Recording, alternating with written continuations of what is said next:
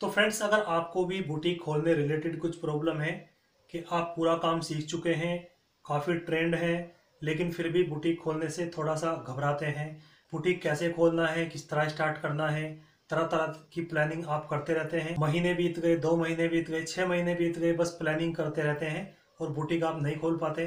कुछ डर हैं जो आपके अंदर, उनकी वजह से आप आगे नहीं बढ़ पा रहे हैं। तो आज की वीडियो आपके लिए खास है। तो आज की वीडियो में मैं आपको बताऊंगा कि किस तरह से आपकी शुरुआत होनी चाहिए बुटीक खोलने की, जिससे कि आपके मन पे, दिमाग पे कोई टेंशन भी ना हो, कोई प्रेशर भी ना हो और आप आराम से बुटीक चलाने लगें और किसी भी तरह की आपको समस्या ना आए। तो आज की वीडियो आपके लिए बहुत खास होने वाली है, इसीलिए वीडियो को अभी से कर दीजिए लाइक और चैनल को भी कर लीजिए सब्सक्राइब करके बेल बटन भी दबा दीजिए, ताकि जब भी मैं कोई वीडियो अपलोड करूं उसकी जानकारी आपको कंटिन्यू मिलती रहे। तो चलिए स्टार्ट करते हैं।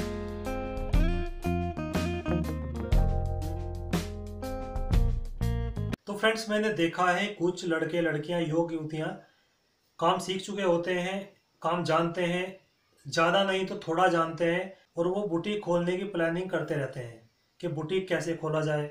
बहुत ज़्यादा प्रेशर ले लेते हैं अपने दिमाग पर, सोचते हैं कि ये लेना, वो लेना है, मशीनें लेनी है, दुकान लेनी है, कारीगर कहाँ से मिलेंगे, मास्टर कैसे आएंगे। तो बहुत सारी बातें दिमाग में चलती रहती हैं, प्लानिंग बनती रहती है, महीने बीतते हैं, 2 महीने बीतते हैं, 6 महीने, लेकिन कभी बुटीक नहीं खोल पाते।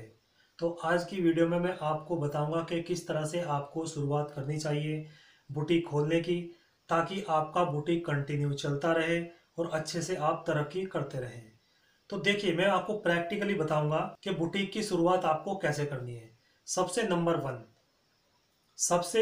वन आपको क्या करना है, आपने सबसे पहले ट्रेंड हो जाना है इस फील्ड में। यानी जो बेसिक आइटम्स चलते हैं बुटीक में, जो बुटीक में रेगुलर कस्टमर हमसे सिलवाते हैं, बनवाते हैं, उन पे आप पहले ट्रेंड हो जाएं, पहले उनको सीख लें, कटिंग, स्टिचिंग, थोड़ा डिजाइनिंग। तो जितने भी आइटम है उनकी आपने एक लिस्ट बना लेनी है, उन पर काम करना है और उनको आपने सीखना है, प्रैक्टिकल करना है, और सभी में कटिंग स्टिचिंग में ट्रेंड हो जाना है। और ये बिल्कुल भी नहीं सोचना है कि कब हम सीखेंगे, ज़्यादा टाइम लगेगा और कब हम बुटीक खोलेंगे, ये नहीं सोचना है। आपने टाइम एक लिमिट बना लेनी है कि मुझे 6 महीने में या 1 साल में इन सभी आइटम्स को सीख करके ट्रेंड होना है। ठीक है, जो बेसिक आइटम है, ऐसा नहीं कि आप पूरे ट्रेंड हो जाएंगे। कुछ बेसिक जो रेगुलर बुटीक में चलते हैं, जैसे suit, salwar, blouse, palazzo, pant, padded blouse, तो ये चीज़ें आपको सीख लेनी है, कटिंग और स्टिचिंग। और सीखना कैसे है, आपने किसी बुटीक में सीख सकते हैं, कुछ हेल्प आप यूट्यूब से ले सकते हैं, या अपने अकॉर्डिंग आप इनको सीख सकते हैं किसी भी तरीके से। ठीक है, यहाँ पे आपका एक स्टेप कंप्लीट हो चुका है, आप सीख चुके हैं। अब आपने बिल्कुल भी जल्दबाजी नहीं करनी है। अगर आपको लग रहा है कि आप पूरे ट्रेंड हैं और आप बुटीक खोलने के लिए तैयार हैं, तो आपने बिल्कुल भी जल्दबाजी नहीं करनी है। अक्सर ज़्यादातर लोग यही जल्दबाजी करते हैं कि उधर काम सीखा, थोड़े बहुत ट्रेंड हुए और बुटीक में पैसा लगा दिया। तो यहाँ पे पैसा डूबने के बहुत ज़्यादा चांस हो जाते हैं। मैंने बहुत से बुटीक ऐसे बंद होते हुए देखे हैं, जिन्होंने बहुत जल्दबाजी में अच्छा खासा पैसा लगाया बुटीक में और थोड़े दिन बाद उनको बंद करना पड़ा। तो अगर आप रेगुलर बुटीक लाइन में बने रहना चाहते हैं, तो छोटे स्तर से शुरुआत आपको करनी है। अब छोटे स्तर से आपको शुरुआत कैसे करनी है, सबसे पहले इस फील्ड में आपको ट्रेंड होना है। ट्रेंड होकर के जितने आइटम्स आपने सीखे हैं बनाने, जिस चीज़ की भी आपने ट्रेनिंग ली है, उनका आपको प्रैक्टिकल करना है। वो कैसे करना है, आपको कुछ चीज़ें पहले ही खरीदनी होंगी, जैसे एक सिलाई मशीन, कैंची, टेबल, प्रेस, चौक, स्केल, इंची टेप, सुई, धागा। ये बेसिक सामान आपने खरीदने हैं और अपने घर पे ही लगाने हैं। किसी कमरे में थोड़ी जगह बना करके आपने इनको सेट करना है। ठीक है, उसके बाद आपने क्या करना है, उसके बाद जितने भी आपके घर के लोग हैं, जितने भी घर की महिलाएं, लड़कियां हैं, उनके आपने सूट, ब्लाउज सिलने हैं। उसके बाद आस पड़ोस के में सब थोड़ा सा आपने एक प्रचार कर देना है, एक एडवर्टाइज कर देना है कि भाई हमने घर में बुटीक स्टार्ट किया है और आप कपड़े सिला सकते हो। तो इससे क्या होगा, आपको एक प्रैक्टिकल हो जाएगा कि हम जो कपड़े बना रहे हैं उनकी फिटिंग कैसे जा रही है। 2 4 5 महिलाओं के आप कपड़े सिलेंगे, उनको वो जब वो पहनेंगी तो उनकी फिटिंग उनको आएगी, या छोटी मोटी जो प्रॉब्लमें आएंगी वो आकर आपको बताएंगे, तो उनके ऊपर आपको काम करना है, उनको अगली बार से उनके अंदर सुधार करना है। तो इस तरह से धीरे धीरे धीरे धीरे महीना 2 महीना 6 महीना आपने अपने घर में ही इस छोटे से सेटअप से अपना काम चलाना है। ठीक है, मैंने क्या क्या बताया आपको, मशीन, एक सिलाई मशीन, एक इंटरलॉक मशीन, एक टेबल जिस पर आप कटिंग करेंगे, और प्रेस, कैंची, कुछ धागे। जैसे जैसे आपको छोटी छोटी चीज़ों की ज़रूरत पड़ती रहेगी तो आपको खुद उसका आइडिया होता रहेगा कि अब मुझे किस चीज़ की ज़रूरत है, मुझे क्या लाना है। जैसे टिच बटन, हुक, आई, ये सब चीज़ें बेसिक चीज़ें हैं, आपको जब आप काम सीख रहे होते हैं उस समय आपको सब पता चल जाता है। तो यानी इसमें कितना खर्चा है आपका, एक इंटरलॉक मशीन खरीदी, एक सिलाई मशीन और एक टेबल, कैंची, तो ज़्यादा खर्चा आपका नहीं लगा इसमें। ठीक है, तो इस बेस पे आप क्या करेंगे, प्रैक्टिकल आपका होता रहेगा। तो धीरे धीरे जब आसपास के कस्टमर जुड़ने लगेंगे तो इससे आपके दिमाग पे प्रेशर भी नहीं पड़ेगा कि भाई दुकान का किराया देना है, इतना पैसा लगा दिया, दुकान खरीदी, दुकान में फर्नीचर लगवाया, स्लाइड लगवाई शीशे वाली, और काफ़ी खर्चा आपने कर दिया है, लगभग 1 लाख 1.5 लाख रुपये आपने पहले ही खर्च कर दिया। उसमें क्या है, आपको फिर अपनी गलतियां कमियां सुधारने का मौका नहीं मिलेगा। तो पहले आपने छोटे स्तर से शुरुआत करनी है, घर से ही स्टार्टिंग करनी है। धीरे धीरे आपका ऑटोमेटिक मनोबल बढ़ेगा। जब आपकी फिटिंग अच्छी जाएगी, कस्टमर और कपड़े लेकर आएंगे, आस पड़ोस के रिलेटिव जो भी कस्टमर्स बनेंगे आपके, वो दोबारा आपके पास आएंगे, फिर दोबारा आप उनके कपड़े सिलोगे, जो छोटी छोटी प्रॉब्लमें आती हैं उन पर आप काम करोगे, तो आपका धीरे धीरे मनोबल बढ़ने लगेगा। उसके बाद आप खुद अपने आप ही एक बड़ी दुकान ले लेंगे। उससे क्या होगा, आपको बिल्कुल भी टेंशन नहीं होगी कि मेरा काम चलेगा नहीं चलेगा, क्योंकि कस्टमर कुछ बैकअप तो आपने पहले ही बना लिया। और धीरे धीरे जब आप मार्केट में या कहीं ऐसी जगह दुकान खोलेंगे शॉप ले करके, तो वहाँ पे भी कस्टमर बनेंगे और काफ़ी कस्टमर आपके बन जाएंगे। और जो आपने घर में काम किया कुछ दिन तक, उससे आपको अच्छा खासा अनुभव हो चुका होगा कि आगे आप बहुत अच्छा काम करने के योग्य बन जाएंगे। तो इस तरह से शुरुआत करनी होगी आपको।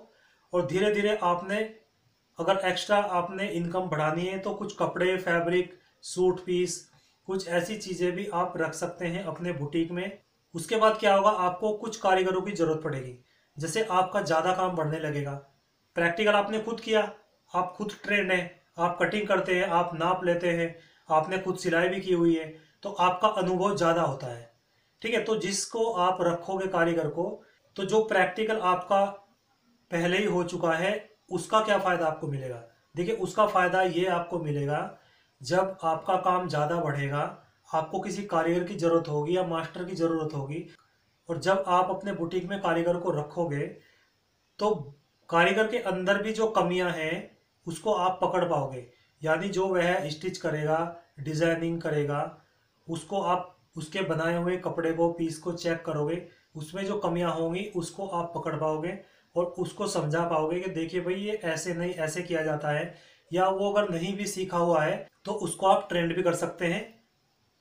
उसको ट्रेंड क्यों कर पा रहे हैं, क्योंकि आपका खुद का प्रैक्टिकल है, आपने खुद अनुभव किया, खुद आपने प्रैक्टिकल किया, तो आगे आप उसको सिखा भी सकते हो। तो इस तरह से आपने स्टार्टिंग करनी है। फिर धीरे धीरे आपको मास्टर की भी ज़रूरत पड़ेगी। जैसे आपका पूरा समय सिर्फ कस्टमर को डील करने में लग जाता है, बुकिंग करने में ही आपका समय लग जाता है, या कुछ ड्रेसें ऐसी आपके बुटीक में बुक हो गई जिनके लिए मार्केट से आपको कुछ फैब्रिक डाई कराने हैं, कुछ लेसिस लानी है, कुछ हैंगिंग्स वगैरह, कुछ बटन्स, डिजाइनर, इधर उधर के बहुत सारे काम ऐसे बढ़ जाते हैं। और फिर कस्टमर की बुकिंग भी करनी है, उनसे बात करनी है, उनको डिजाइनिंग दिखानी है, समझाना है, बहुत सारी चीज़ें जब काम बढ़ जाता है तो हमें करनी पड़ती है।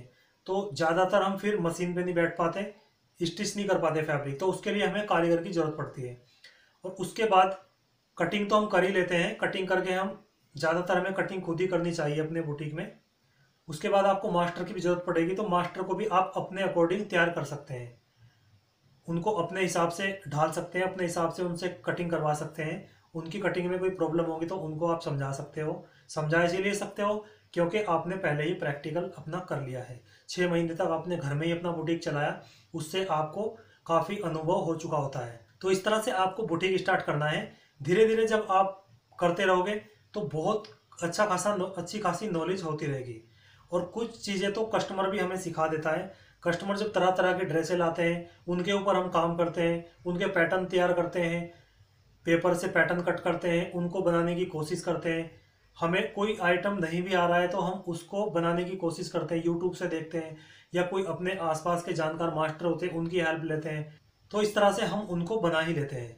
तो धीरे धीरे अनुभव होता रहता है कि नई लेटेस्ट ड्रेसें जो आपने कभी बनाई भी नहीं, जो आपने कभी सिली भी नहीं, वो भी जब आपके पास आने लगती हैं तो आप उनको भी स्टिच कर पाते हो। तो इस तरह से ही आपका अनुभव बनता रहता है, अनुभव होता रहता है। तो स्टार्टिंग आपने छोटे स्तर से ही करनी है, अपने घर से ही पहले स्टार्ट करना है, तो आगे आपको कभी कोई प्रॉब्लम नहीं होगी।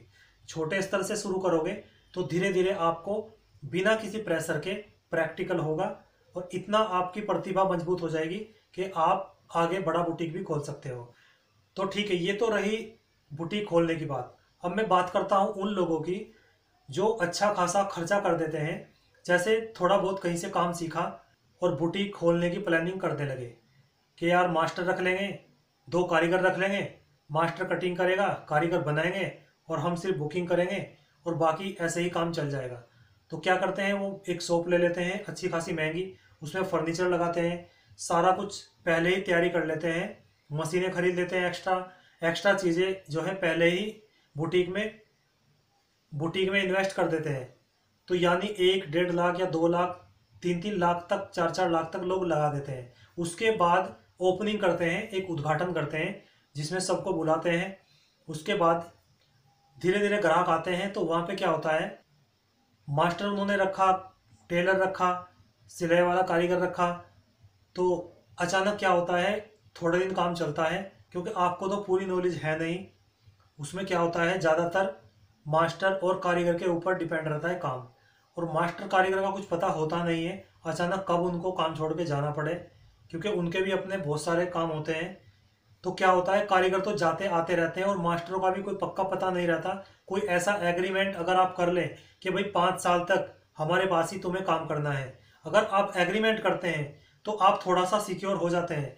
लेकिन ज़्यादातर इस फील्ड में क्या होता है, कारीगर आते हैं, 2 महीने 4 महीने काम करते हैं, फिर कहीं और निकल जाते हैं। फिर दूसरे कारीगर आते हैं, उनका भी ऐसे ही साल भर रुके, किसी लड़के की शादी हो गई वो गांव में रुक गया, या मास्टर जो आपके पास काम कर रहा है उसका खुद का प्रोग्राम बन गया अपना खुद का बुटीक खोलने का, तो वो भी चला जाता है। अचानक एकदम मास्टर नहीं मिलते, तो आपको अगर सही से पूरा काम नहीं आता तो यहाँ पे क्या होता है, आप फंस जाते हो। वहाँ पे आपने बहुत सारा काम बुक किया हुआ है, आपको पूरा इस काम की नॉलेज नहीं है, आप कुछ आइटम कट कर लेते हो, कुछ बना लेते हो, कुछ आइटम्स का आपको नहीं पता है, तो वहाँ पे आपको प्रॉब्लम हो सकती है।